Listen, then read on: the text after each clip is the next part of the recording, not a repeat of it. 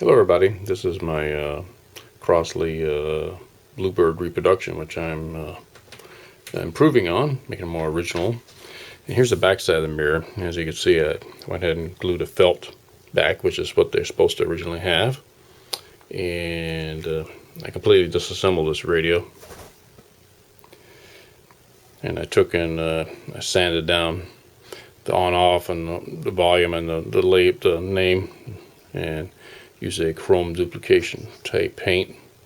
I still got to buff it out, but it'll look better. I took this complete bezel off. It's easy to remove. Just carefully remove the sticky backing, and sanded this down. Actually, they do a good job of chrome plating. They do it the proper way. Surprisingly, they have a copper backing that they vaporize on, and then they lay the chrome on top. So that actually was a good quality chroming. I'll give them credit for that, but they should not have had their nameplate. The earlier version of this radio that I bought in the mid-90s same company did not have their name blasted on there, which is unrealistic, because obviously Sparton didn't do that. They just had the label on the inside. So this is a mirror. Lay that carefully down on the real soft padding, and I put on new rubber feet to increase the front angle height, which is not supposed to be that low, and remove the cassette deck. It won't play without the cassette deck, so I have to stick that on the inside. And then there's another piece of wood that's going to go on here to increase the side of that way. Here's what the front looks like. That's where the speaker goes. And here are the feet for it. Sanded them down, then I painted them. And the other thing you'll have to do is, if you do this, don't put in the original little holes where it came. You'll have to put them more inboard and down slightly. That's why I had to put the thicker rubber feet to make it more realistic, and also to give it a more correct angles. The original one was angled back more than the reproduction, which is more like that, but it should be more angled backwards.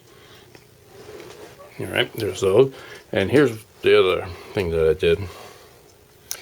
I took a reproduction dial picture, and I shrunk it down to the correct size, and took the dial pointer, sanded it down to more of the exact, not exact, but close as I get it to the actual dial pointer on the real Sparton Bluebird.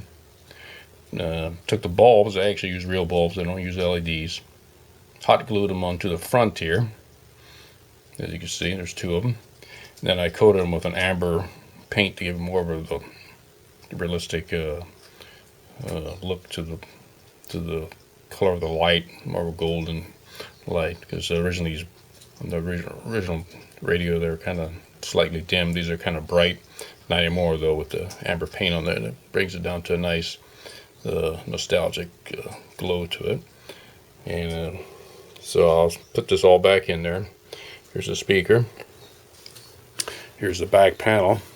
Now obviously the original one, the back panel went straight across here, and then you see the tubes for heat dissipation. I'm going to figure out what I'm going to do with that.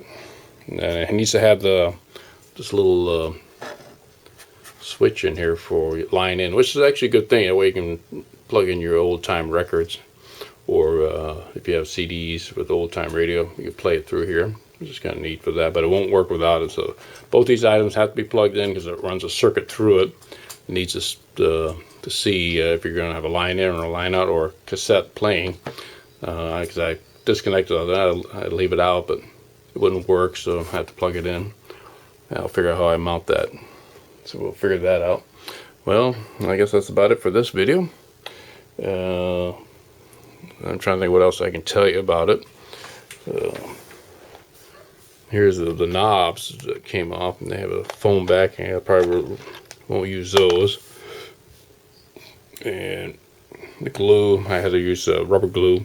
Just coat both sides, sandwich it on, and rub it out, and then use an X-Acto knife and trim around the outside edge.